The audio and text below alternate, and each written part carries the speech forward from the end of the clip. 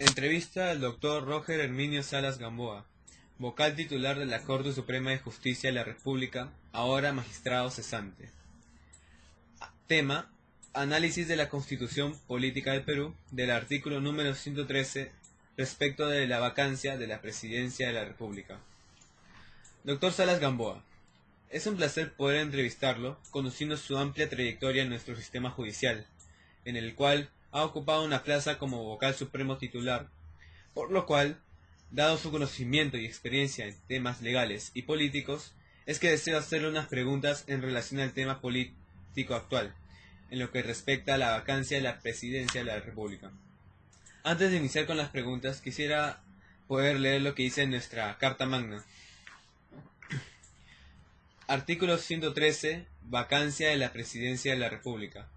La presidencia de la República vaca por muerte del presidente de la República, su permanente incapacidad moral o física declarada por el Congreso, aceptación de su renuncia por el Congreso, salir del territorio nacional sin permiso del Congreso o no regresar a él dentro del plazo fijado, y destitución tras haber sido sancionado por alguna de las infracciones mencionadas en el artículo 117 de la Constitución.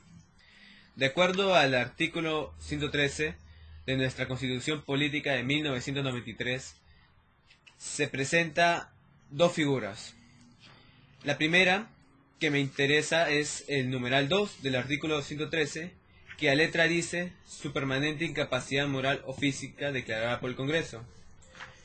Y la segunda se refiere al numeral 3 del mismo artículo, que a letra dice aceptación de su renuncia por el Congreso.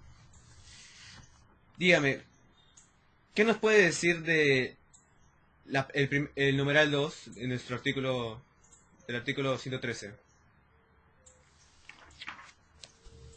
Bien, gracias la preocupación que muestras por tu país en cuanto se refiere a sus autoridades. Realmente el presidente de la República es la primera magistratura, es el primer magistrado de la nación y por mandato de la Constitución encarna a todos los peruanos.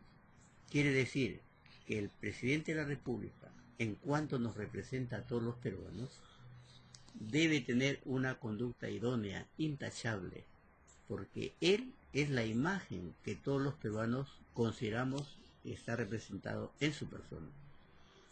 Como comprenderás, el presidente de la República es elegido en elecciones generales por todos los peruanos y su elección se lleva por mayoría. Pueden haber muchos candidatos, pero el que logra la mayoría, sea en la primera o segunda votación, es electo presidente de la República y jura el cargo para desempeñarlo durante 5 años. De tal manera que esa idoneidad de vida, esa idoneidad en el ejercicio de la función, tiene que ser permanente, tiene que ser a todas luces prístina, clara, definitivamente al alcance de todos los peruanos, que lo aceptan como un hombre probo, libre de todo arreglo extraño a su función. El ser presidente de la República es un honor sumamente importante, de modo que quien nos da a encarnar como primer magistrado de la nación debe ser un hombre correcto, honesto, sincero, leal y observar una conducta idónea en actos públicos y privados. De ahí que en la primera parte del artículo 113 es muy celosa al señalar que el presidente de la República puede ser vacado por su permanente incapacidad moral. La física no viene al caso porque la física viene a consecuencia de algún problema de carácter mental que lo incapacita para pensar, para razonar, para asumir las funciones propias del cargo. Sin embargo, la incapacidad moral se da por gestos que permanentemente puede el presidente de la República exteriorizar en el ejercicio de su función, tales como no ejercitar el cargo con la debida idoneidad que la ley le ordena. Esto es, hacer, tratar, llevar adelante funciones, arreglos, transacciones fuera de la ley y incurriendo en gestos que la moral reprocha, motivo por el cual esa conducta repetida y conocida públicamente a través de medios diferentes lo incapacitaría moralmente. Esa incapacidad moral solo la declara el Congreso de la República. Ok. Prosiguiendo con las demás preguntas, ¿cómo se inicia el gobierno de Alberto Fujimori y qué llevó al denominado autogolpe de abril de 1992? El señor presidente de entonces, el ingeniero Alberto Fujimori Fujimori, accedió a la primera magistratura de la nación por elección popular. Esto significa que ganó las elecciones. En consecuencia, su gobierno tuvo que ser un gobierno representativo de la nación, no un gobierno del partido que lo llevó a ocupar el cargo de presidente de la República. Es así que en 1992, luego de muy poco tiempo en el ejercicio de la función, 90 a 92, se produce una situación bastante extraña en nuestro país. Es verdad, teníamos una situación fuerte, difícil de controlar, generada por el terrorismo, que a su vez perjudicaba la vida nacional, trastocaba la vida pública, agredía a las personas, asesinaba, atentaba contra la propiedad privada y también pública, sometía a las comunidades andinas a su dominio para poder controlar el país. En ese afán, el presidente de la República tenía el deber de manifestarse públicamente y a través de sus gestos políticos y de ley el control de ese movimiento terrorista que causó miles de muertos en nuestra patria y destruyó millones de expectativas en dineros que se fueron perdiendo en el decurso de esas agresiones terroríficas, tal como ocurrió finalmente en Tarata. Probablemente el presidente Fujimori cumplió una función muy importante cuando, desde su ejercicio, trató de controlar y logró en gran parte disminuir los actos terroristas. Si bien es cierto, tuvo que asumir conductas muy fuertes, sin embargo, el 5 de abril de 1992, el presidente Fujimori, por sí y ante sí, con apoyo de la Fuerza Armada, produjo el autogolpe, que fue un autogolpe civil, puesto que los golpes de Estado se daban siempre por acción militar. En este caso concreto, es un golpe civil, generado, liderado, patrocinado y llevado adelante por un gobierno civil, no militar. En consecuencia, el presidente Fujimori, mediante el autogolpe del 5 de abril, asume todas las funciones prácticamente. Señala que es un gobierno, asume el poder señalando que es un gobierno de reconstrucción nacional. Cierra el Congreso de la República, ya no hay quien lo controle en la parte legislativa, cierra el Poder Judicial, ya no habían magistrados que pudieran señalar que esa conducta era inconstitucional, de acuerdo a la Constitución de 1979. Igualmente cierra el Tribunal Constitucional, el Tribunal Civil y toda aquella, la Defensoría del Pueblo y toda aquella institución que podría perjudicarlo. Es más, el presidente Fujimori, hasta entonces un presidente constitucional, y ya establecido su gobierno, se hiergue como un gobierno de facto. De esta suerte, su voluntad va a cambiar y sus ministros van a gobernar nuestro país ya no por mandato de la ley, sino por mandato de un estatuto, el estatuto que tenía el control bajo el presidente Fujimori. Sus decisiones se toman por decretos leyes. De este modo, entonces, el país ya no tiene una situación jurídica, política estable, sino vivíamos en constante zozobra. El Poder Judicial se vio suspendido por mucho tiempo. Muy bien.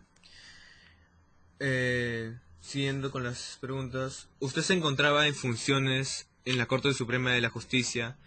¿Y por qué el gobierno de Alberto Fujimori era necesario tener control en la justicia peruana y otros organismos del Estado? Efectivamente, en 1992 yo ocupaba el cargo de magistrado de la Corte Suprema de Justicia de la República en mi condición de, entonces así se denominaba, vocal titular de la Corte Suprema de Justicia de la República. A partir del 5 de abril de 1992 y al cerrarse el local donde funciona la Corte Suprema y tomarse todos los locales de la República referentes al Poder Judicial, nosotros fuimos destituidos. Entonces éramos 23 vocales titulares. Así se denominaba, insisto, ahora se llaman vocales, ahora se llaman jueces supremos. Pues bien, de los 23 vocales supremos titulares, 13 fuimos defenestrados mediante un decreto ley, sin expresión de causa. Quiere decir que no se invoca ningún fundamento para retirarnos de la función. Se cerró la Corte Suprema de Justicia de la República, se tomó Palacio de Justicia, se cerraron todas las cortes del país y el presidente Fujimori, con sus ministros elegidos por él, designados por él, asumieron el control de todo lo que significa el aparato legislativo, el aparato ejecutivo propio de la función del presidente como uno de los poderes del Estado, y suprimió prácticamente desde entonces que funcionara la justicia del Perú. Ciertamente, destituidos 13 magistrados titulares, la Corte Suprema de Justicia de la República ya no funcionó. Me parece que durante mucho más de un mes no hubo ninguna función. Sin embargo, los diarios, para mayor señas, daban muestras periodísticas, fílmicas, en la televisión, de cómo se extraían una serie de expedientes que eran arrojados desde los balcones del Palacio de Justicia hacia camiones. Se supone que eso era porque tenían interés en algunos procesos judiciales adversos, probablemente al presidente de la República o a sus allegados. Siendo así, la justicia perdió el nivel que correspondía a un país democrático. En consecuencia, estábamos en falencia frente a la comunidad internacional. Las protestas que realizamos los magistrados supremos de esa época llegaron a la OEA, pero no tuvimos ningún eco. Al parecer esperaban cosas sangrientas para poder tomar alguna decisión. De este modo, el presidente de la República y sus ministros gobernaron nuestro país, para lo que contaron, desde luego, con un triunvirato fuerte. Ese triunvirato se constituyó, en primer lugar, por el señor presidente de la República de entonces, don ingeniero Alberto Fujimori, el jefe del Comando Conjunto de las Fuerzas Armadas de Perú, el general Devaria Hermosa Ríos, y un abogado nombrado como jefe del Servicio de Inteligencia. Su nombre es Vladimiro Montesino Torres.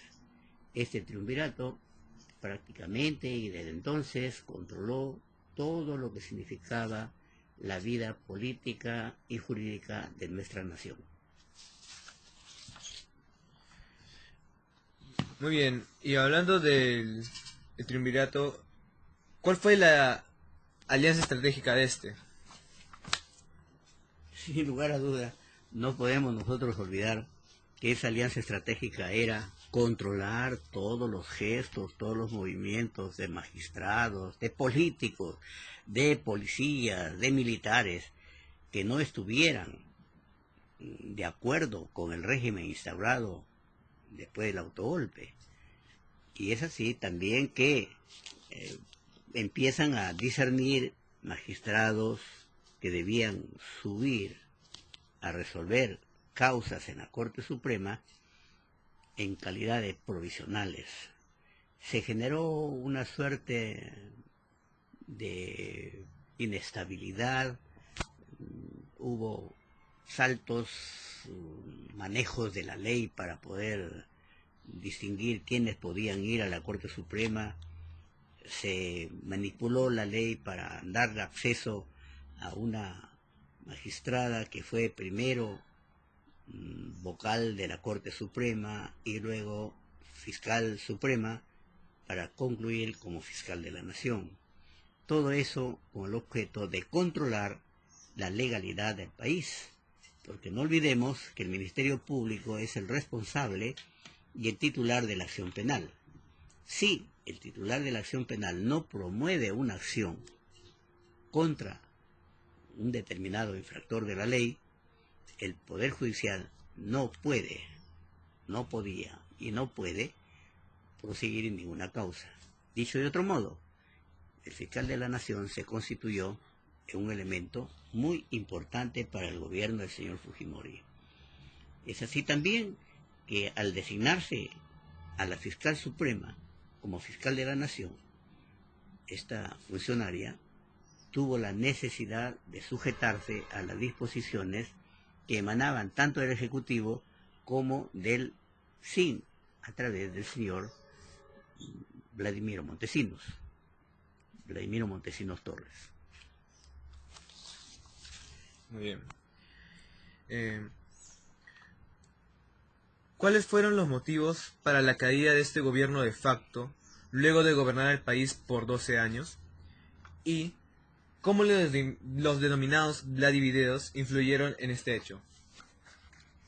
No debemos olvidar que el hombre, el ciudadano, el país, la nación, que olvida su historia, puede repetir los hechos nefastos, negativos, que han discurrido en el trayecto del tiempo.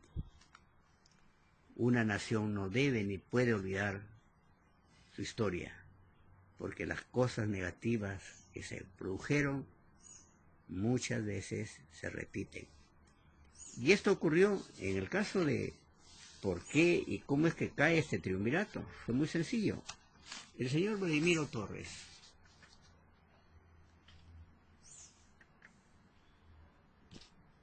tuvo, ¿qué diríamos? Tuvo la percepción cierta que controlando a las personas podía controlar al país.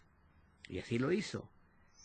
Lo hizo a través de los más altos funcionarios de la nación que se prestaron a ser cómplices de sus ilegales conductas. Pero como quiera que eso podría negarse, podría olvidarse, él usó de la técnica de entonces, la tecnología de ese momento, y empezó a firmar los actos negativos, ilegales, delictuales que cometía para someter a diversas autoridades de diversos niveles y controlarlos también en el ejercicio de su función. Se refiere la historia, ahora ya es historia, refiere que los hechos de poder en el campo político que ellos podían llevar adelante luego de las elecciones, comprando a congresistas, comprando a funcionarios de muy alto nivel. Y como insisto, ya había nuevos elementos en la Corte Suprema de Justicia de la República, también los sometían a través de dineros que Vladimiro Montesinos Torres les entregaba en esa oficina y en la que los grababa entregándoles el dinero.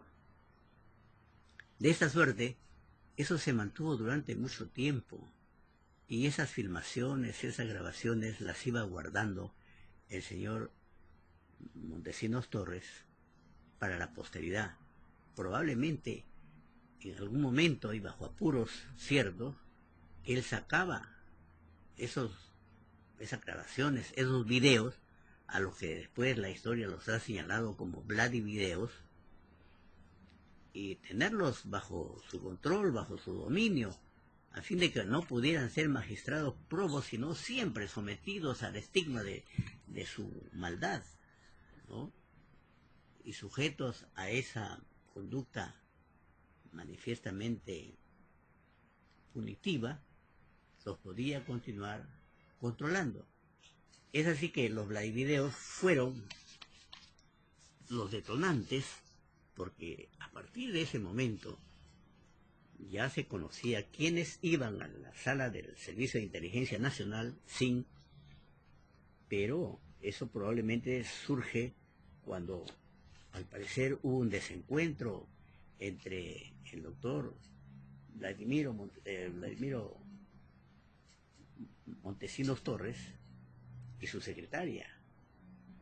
La secretaria empezó a sacar, o probablemente filtró, y se dio a publicidad, y en ese momento, cuando ya eso estaba para salir, el presidente Fujimori, aprovechando un viaje al extranjero, no tuvo mejor idea que, vista la situación insostenible para su gobierno, y particularmente por lo delictual de las conductas que allí se reflejaban, con la complicidad de él, y todo aquello que significaba el aparato gubernamental, se vio en la necesidad de renunciar a la presidencia de la República. Pero lo hace desde el extranjero y lo hace mediante fax, un medio electrónico de la época muy importante. Es decir, no lo hace por la vía normal, regular en el Congreso de la República, sino lo envía con un documento faxeado. Ese documento, desde luego, acá en el Parlamento Nacional no fue aceptado. Y se produce la vacancia por inmoralidad, por una permanente condición de inmoralidad, atendiendo a que todo lo que venía ocurriendo, aparentemente bajo legalidad, no era sino el resultado de coimas, de sumisión y de dineros que se pagaban desde la oficina del Servicio de Inteligencia Nacional, y que, siendo filmados en esa salita, ulteriormente se hacen de publicidad, de público conocimiento, en forma ulterior, paulatinamente.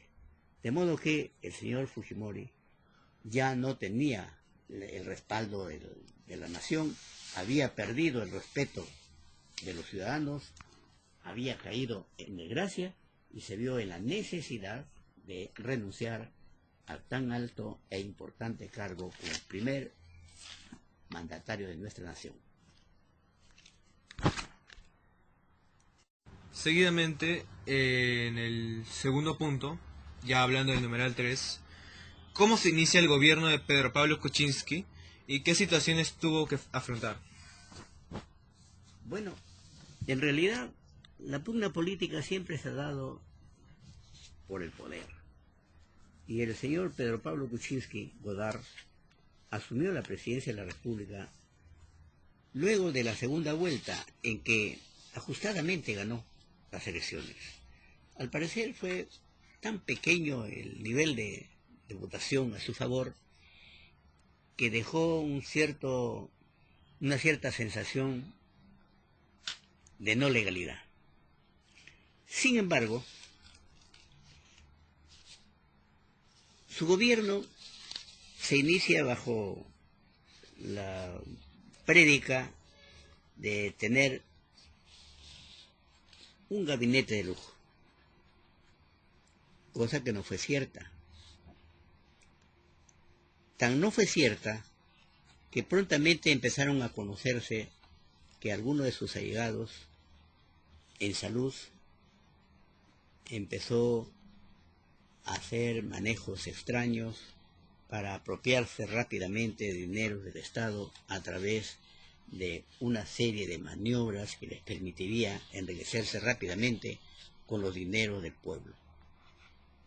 Esto trajo como consecuencia que se viera obligado a retirarlo de la institución. Pero lo absurdo de todo ello, y probablemente lo lo más desagradable fue que al momento de retirarlo de la función, se le dio las gracias por los servicios prestados. Se descubre actos delictuales de esta persona de su confianza y, por el contrario, en vez de denunciarlo penalmente por la conducta en que había incurrido, se le da las gracias por los servicios prestados. Eso quizá marcó el inicio de un comportamiento bastante desagradable para la nación, porque un sujeto que recibe la confianza del presidente de la República y empieza a ejercitar conductas negativas para aprovecharse del erario nacional a través del servicio de salud pública, no merecía jamás haber sido funcionario de tan alto nivel. Y lo que es peor, debió ser denunciado de inmediato y desaforado de la forma más ejemplar, cosa que no ocurrió.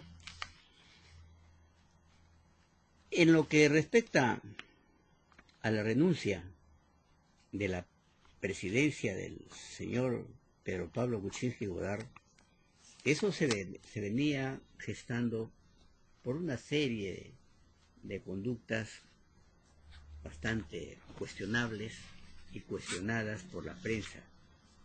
La libertad de prensa tiene esa ventaja. Pone en claro irregularidades en el comportamiento de algunos funcionarios públicos, y particularmente cuando manejan dinero del Estado, y eso ocurrió. Fueron tantos los casos en los que se venían produciendo este tipo de comportamientos y tantas las conductas en las que el presidente de la República soslayaba bajo la expresión bastante desagradable de que aquello que le imputaban a él solamente eran cuentazos, que ya comenzó a incomodar a gran parte de nuestra nación, y también su credibilidad llevó como consecuencia que las encuestas cada vez fueran menos favorables, y tan adversas fueron que ya parecía insostenible su presencia como primer mandatario de la nación.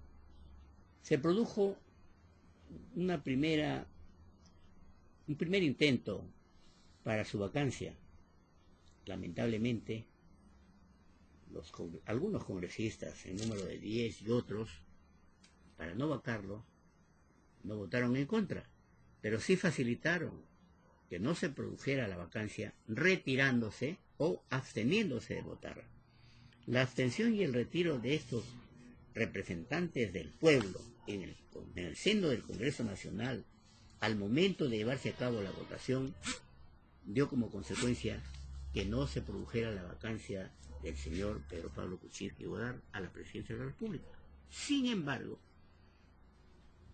dejó un trago amargo de insatisfacción, de dureza en ese dolor público de seguir manteniendo en la presidencia de nuestro país a una persona que ya había caído en desgracia y que estaba bastante flanqueado por su falta de credibilidad, por su irregular comportamiento y por los manejos un tanto oscuros que ratificaban su ya conocida vida anterior como un lobista de primer orden.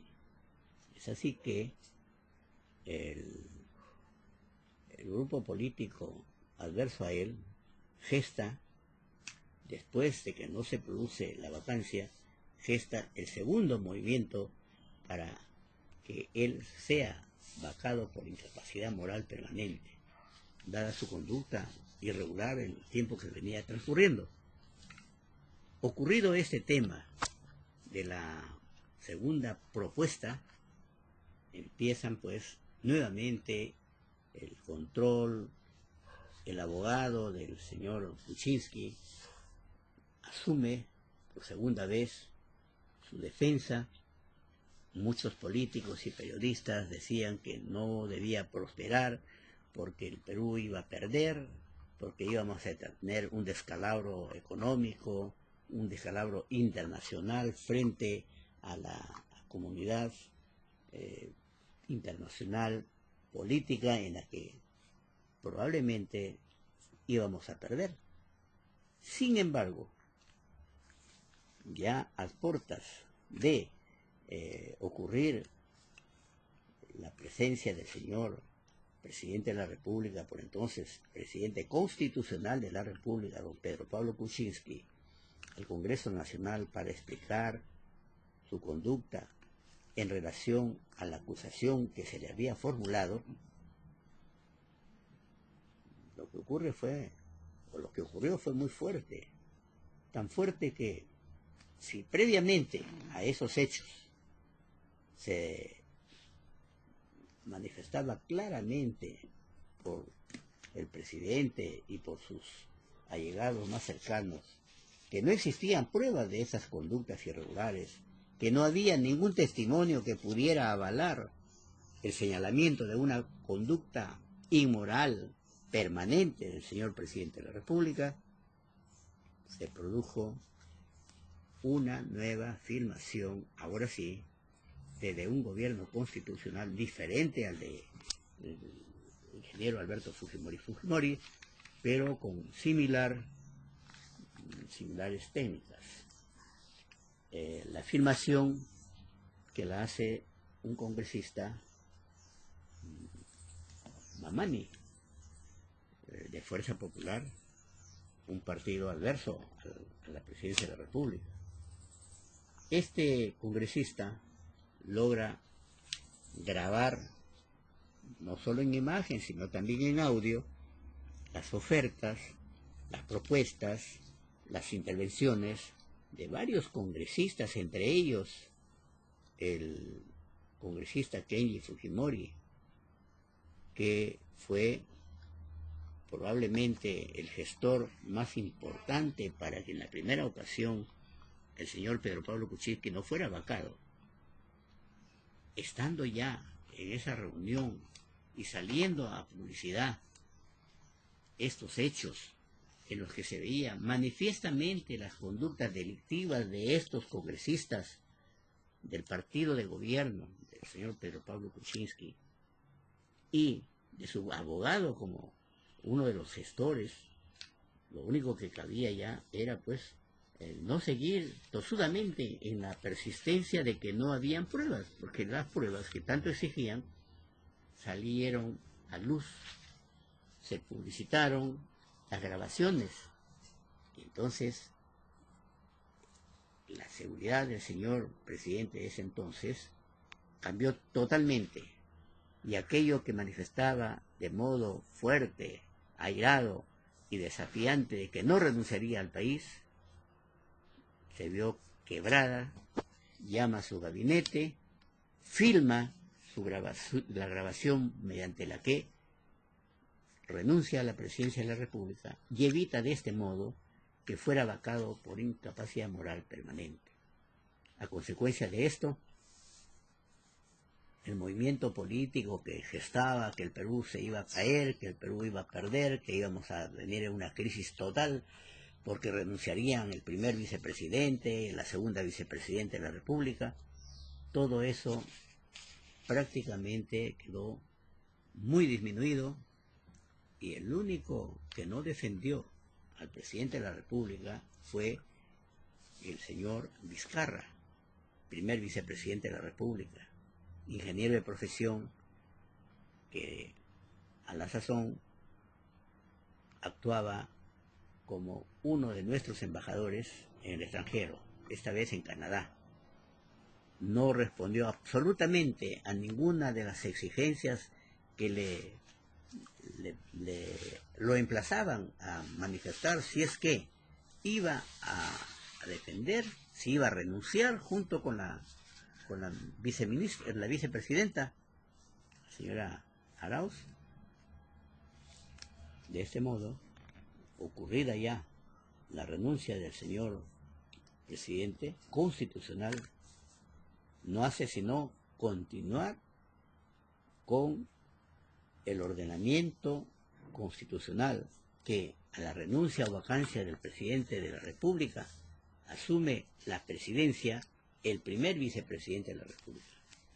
Es así que el señor Vizcarra, primer vicepresidente de la República, asumió la presidencia en un acto muy rápido.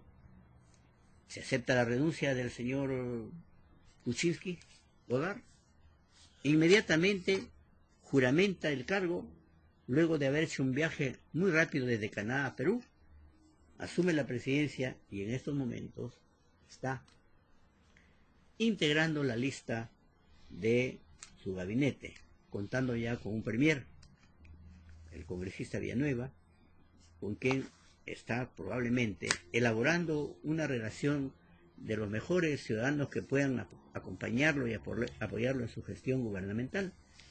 Que Dios quiera facilite no solamente el mantenimiento de nuestra vida democrática, sino también facilite que los peruanos, particularmente los de la zona altoandina, desprotegidos en todo sentido, y aquellos que vienen sufriendo los embates de la naturaleza en el norte de Perú y en la parte sur y sierra alta de nuestra patria, sean prontamente ayudados desde el gobierno, esta vez con mayor prontitud, con mayor diligencia y sin nada, absolutamente ningún sello, rasgo, nota o gesto que tienda a verse como un gesto de corrupción.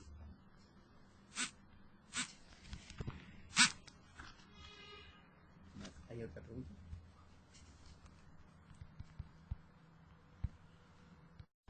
Muy bien. ¿Y usted cree, doctor Salas, que se manejó la votación en el Congreso por la no vacancia? De ser así, ¿qué evidencias existen al respecto? Sin lugar a duda que sí se manejó. Y no se puede aceptar el manejo en primer momento, solamente existían sospechas. Pero cuando ya ocurre el segundo momento por el cual el presidente de la República, don Pedro Pablo Kuczynski Godard, se ve obligado a renunciar, se evidencia que efectivamente se manejó. Es más, muchos congresistas, alrededor de 10, liderados por un integrante de la mayoría parlamentaria, Fuerza Popular, Kenji Fujimori, no votó, se abstuvo. Otros tampoco votaron, sospechosamente no votaron, y los hechos que se informaban desde el Brasil por las cuestiones de dinero recibidos no tuvieron ninguna incidencia real para que el presidente Kuczynski pudiera ser vacado en ese momento. Sin embargo, ocurrida la afirmación en audio y video por el congresista Mamani, ya no había duda. Y tan no había duda que en ese trajín de uno y otro mandato empezaron a renunciar desde los asesores. El ingeniero San Román renunció prontamente. Era el asesor principal ad honorem del presidente de la República. Otro de sus congresistas de Belaúnde también renunció. Entonces el presidente de la República se iba viendo cada vez más desamparado ante las evidencias que se iban presentando. Podríamos decir que la cereza puesta al pastel fue nada menos que la filmación en audio y video que hiciera el congresista Mamani de Fuerza Popular, y que puesta ya al consenso público, no daba la menor duda que la primera oportunidad en que el presidente de la República hubiera sido vacado fue manejada. Tan manejada fue que no se alcanzaron los votos necesarios por una decisión probablemente también controlada desde Palacio de Gobierno. Y que la segunda oportunidad también se estaba buscando el mismo tema. Se estaba gestando la misma oportunidad de no vacarlo, bajo el pretexto de que déjenme trabajar, según el presidente de la República, el Perú va a tener problemas internacionales, no van a venir a la cumbre muchos países y a mí se me vaca, pero tal cosa se produjo de tal modo tan insostenible que el señor presidente don Pedro Pablo Kuczynski no tuvo otra opción que renunciar, porque si se hubiera sometido a la vacancia que le planteaba el Congreso Nacional, ya sus propios partidarios, o sea, aquellos que estaban dentro del grupo político que él lideraba, que no eran muchos, habían decidido, habían expresado uno que otro públicamente que apoyarían la vacancia del presidente precisamente por la causal de incapacidad moral permanente. Además, que se habían venido descubriendo una serie de dineros que habría recibido, según documentación de los bancos, habría recibido a través de sus empresas personales y utilizando como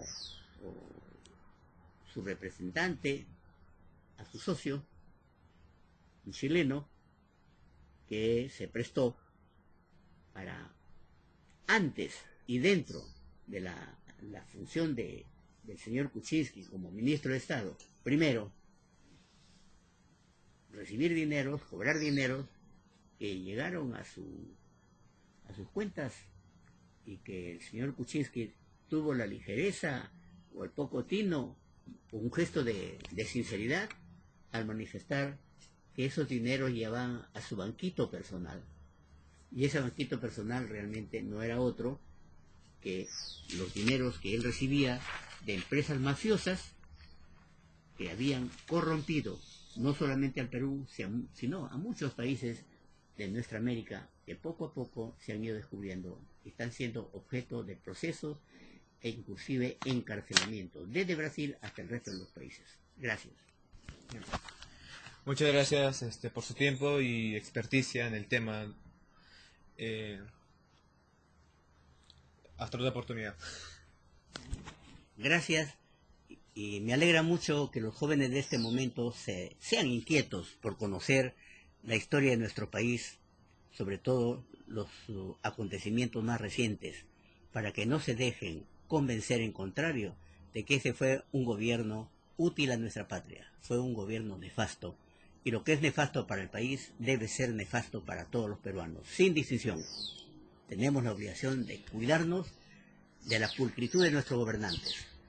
En manos de ustedes, jóvenes, está que nuestro país resurja como el fénix de estas cenizas asquerosas en las que ha caído muchos de nuestros gobernantes, y tengamos un nuevo amanecer con gente pulcra, dedicada al bienestar, progreso y sobre todo al triunfo de la juventud a través de su preparación, de su formación y de su dedicación honesto, previa preparación al trabajo que les toque realizar en cualquier lugar, en cualquier circunstancia, siempre al servicio del país, desde la familia, desde la sociedad más pequeña que es el lugar donde vivimos, hasta nuestra nación.